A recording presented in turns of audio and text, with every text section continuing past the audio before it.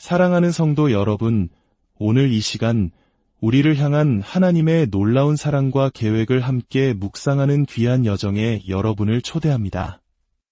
이 말씀이 여러분의 마음에 깊은 울림을 준다면 좋아요와 구독으로 이 은혜의 통로에 동참해 주십시오.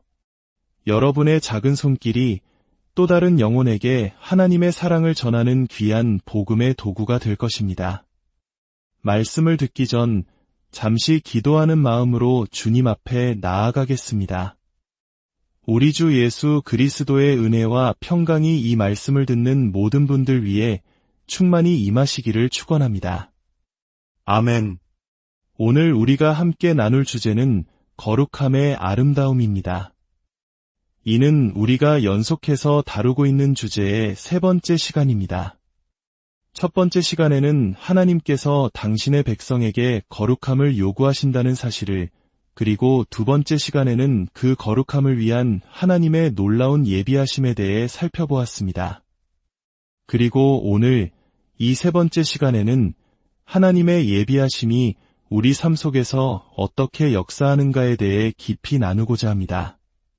지금까지 우리가 배운 진리들이 어떻게 우리의 삶 속에서 실제로 경험되고 적용되는지 그 실제적인 측면을 다룰 것입니다. 지난 시간에 우리는 성경에 나타난 하나님의 7가지 예비하심에 대해 이야기했습니다.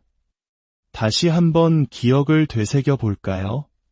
첫째, 예수 그리스도. 둘째, 십자가. 셋째, 성령님. 넷째, 예수님의 보혈. 다섯째, 하나님의 말씀. 여섯째, 우리의 믿음. 그리고 마지막 7째, 우리의 행함, 즉 믿음을 표현하는 행동들입니다. 오늘은 이 7가지 예비하심이 어떻게 우리 삶에 들어와 실제적인 능력이 되는지, 그리고 우리는 각각의 예비하심에 어떻게 반응해야 하는지를 살펴보겠습니다. 이 사실을 마음에 새기며 베드로전서 1장 2절의 말씀을 다시 한번 읽겠습니다. 이 구절은 앞으로도 우리가 계속해서 묵상하게 될 핵심적인 말씀입니다. 곧 하나님 아버지의 미리 아심을 따라 성령이 거룩하게 하심으로 순종함과 예수 그리스도의 피뿌림을 얻기 위하여 택하심을 받은 자들에게 편지하노니, 여기서 우리는 구원의 여정이 논리적으로 어떻게 시작되는지 발견합니다. 모든 것의 시작은 영원 속에 계신 하나님의 미리 아심 즉 예지입니다. 하나님께서는 시간이 시작되기도 전인 영원 속에서 그분의 미리 아심을 기초로 우리를 선택하셨습니다. 이것은 매우 중요한 사실입니다. 하나님의 선택은 결코 임의적이거나 비합리적이거나 불공평한 것이 아닙니다. 하나님께서는 우리 각자에 대한 완전한 지식, 즉 우리를 가장 잘 아시는 그분의 알을 바탕으로 우리를 선택하십니다. 그분은 우리를 어떤 상황에 두실지, 그리고 그 상황 속에서 우리가 복음의 부르심을 들었을 때 어떻게 반응할지를 미리 아십니다. 그러므로 그분의 선택, 즉 예정은 전적으로 그분의 미리 아심에 근거합니다. 전지전능하신 하나님께서 모든 것을 미리 아신다는 사실을 믿는다면 그 알을 바탕으로 미리 선택하신다는 것 또한 지극히 합리적인 일입니다. 이것이 성경이 가르치는 바입니다. 에베소서 1장 4절과 5절은 이 진리를 더욱 분명하게 보여줍니다. 3절부터 함께 읽어보겠습니다. 찬송하리로다 하나님 곧 우리 주 예수 그리스도의 아버지께서 그리스도 안에서 하늘에 속한 모든 신령한 복을 우리에게 주시되 곧 창세전에 그리스도 안에서 우리를 택하사 우리로 사랑 안에서 그 앞에 거룩하고 흠이 없게 하시려고 그 기쁘신 뜻대로 우리를 예정하사 예수 그리스도로 말미암아 자기의 아들들이 되게 하셨으니 주목하십시오. 하나님께서 우리를 선택하신 목적은 바로 우리가 거룩하고 흠이 없게 되도록 하기 위함입니다.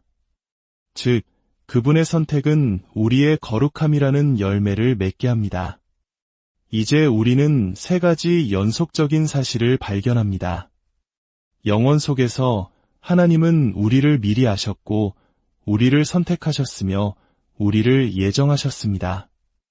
예정이라는 단어는 하나님께서 당신의 목적이 이루어지도록 우리 삶의 모든 환경과 여정을 주관하시고 배열하신다는 의미를 담고 있습니다.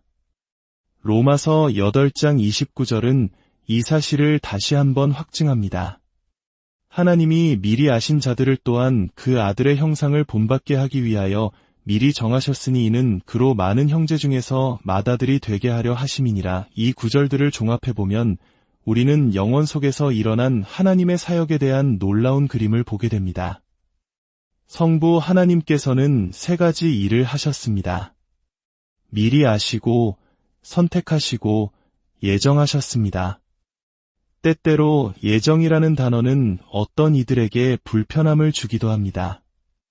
마치 우리의 자유의지를 무시하는 운명론처럼 오해되기 때문입니다. 그러나 성경적인 예정은 결코 그런 것이 아닙니다. 반드시 기억해야 할 것은 모든 것의 시작은 미리 아심이라는 점입니다.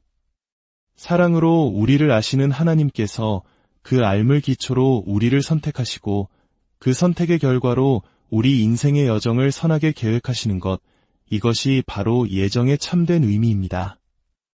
이 모든 것은 영원 속에서 성부 하나님의 주권적인 사역으로 이루어집니다. 이제 우리는 시간 속에서 이루어지는 하나님의 사역으로 넘어갑니다. 바로 성령님의 역사입니다. 성령님께서는 우리를 이끄시고 세상과 구별하시며 마침내 진리를 깨닫게 하십니다. 한 단어로 요약하자면 우리를 성화, 즉 거룩하게 하시는 일을 하십니다. 다시 베드로전서 1장 2절을 보십시오. 하나님 아버지의 미리 아심을 따라 이루어진 선택이 이제 성령이 거룩하게 하심으로 우리 삶의 실제가 됩니다.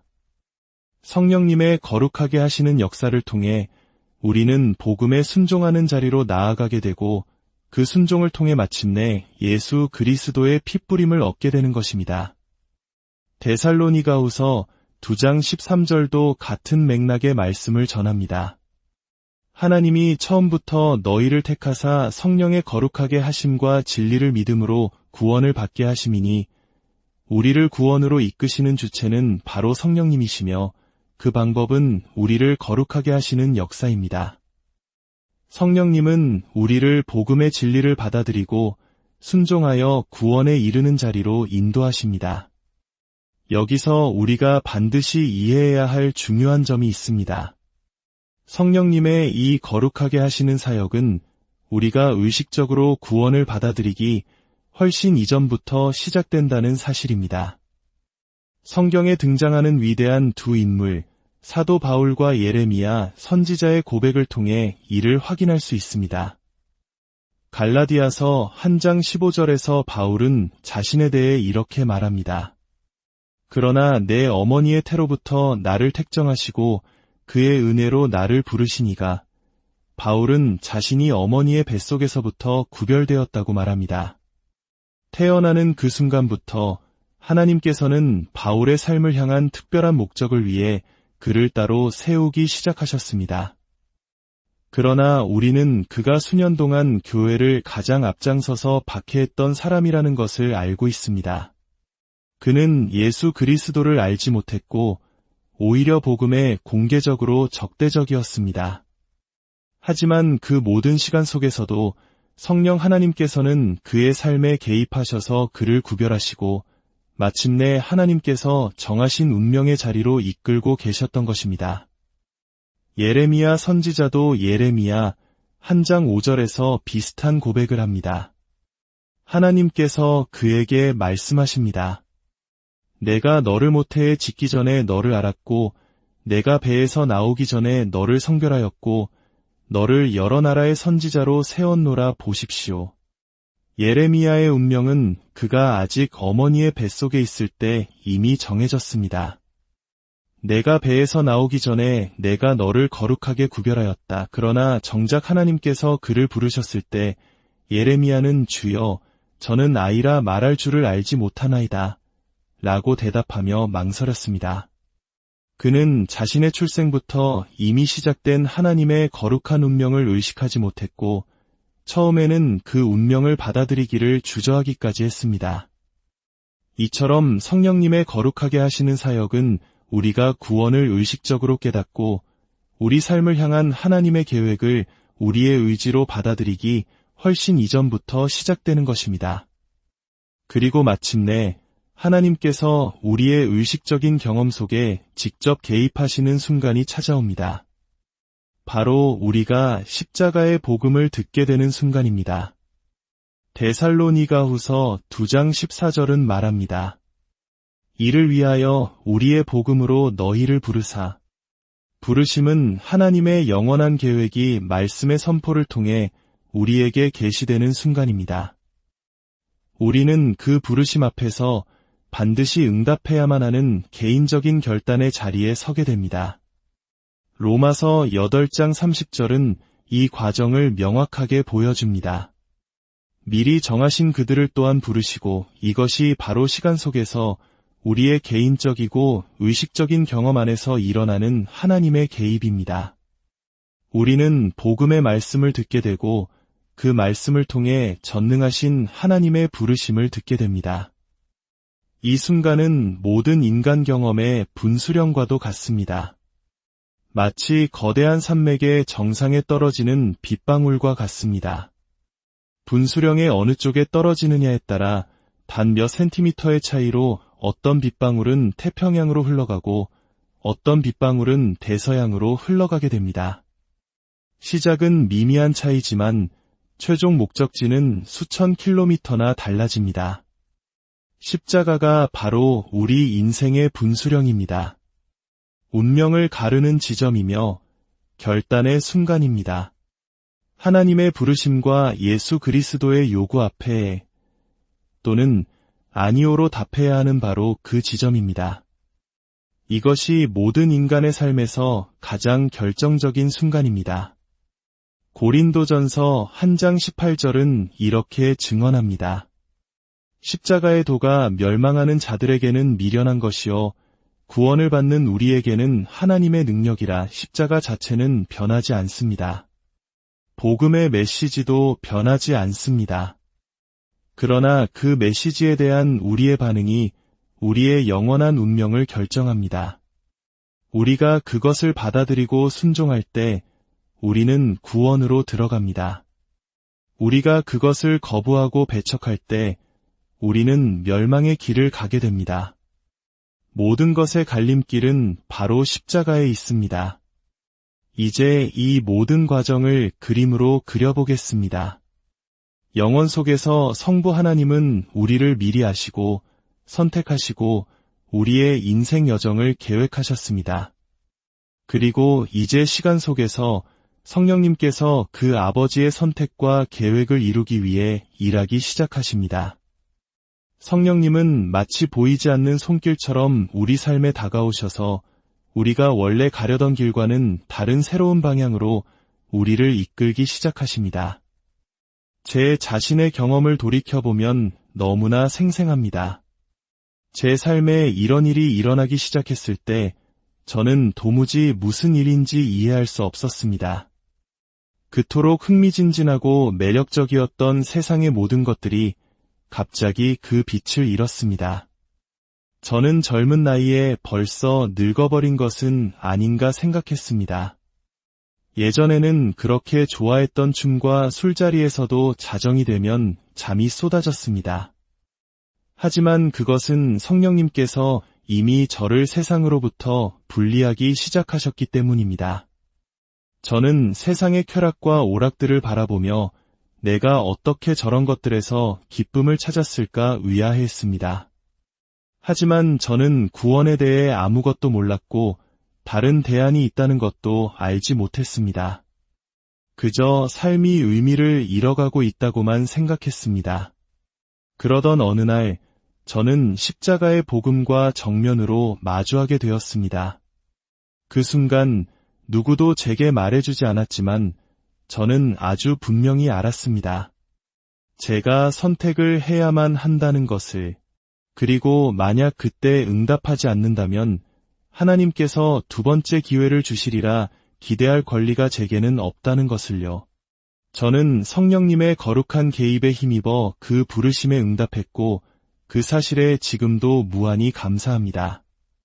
성령님은 우리를 그 결단의 순간까지 이끄시고 가능한 한가까이 다가오십니다. 하지만 궁극적으로 개인적인 결정은 우리 자신의 몫입니다.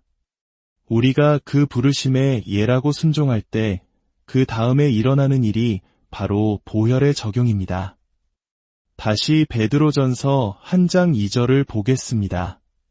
성령이 거룩하게 하심으로 순종함과 예수 그리스도의 피뿌림을 얻기 위하여 우리가 순종하고 하나님의 주권에 굴복할 때까지 예수님의 보혈은 적용되지 않습니다.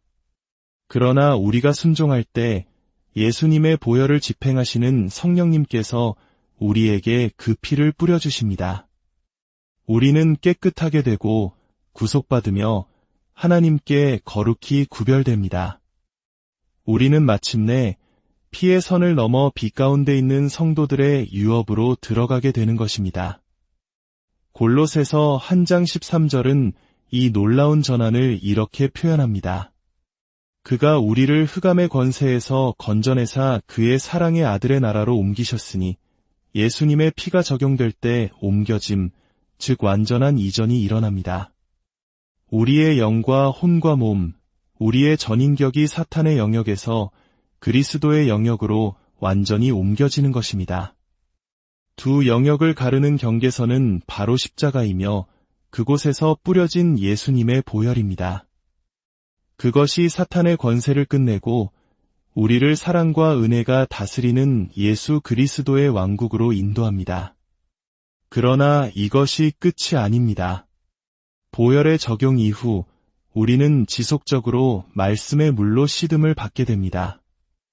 에베소서 5장 25절에서 27절은 말씀합니다.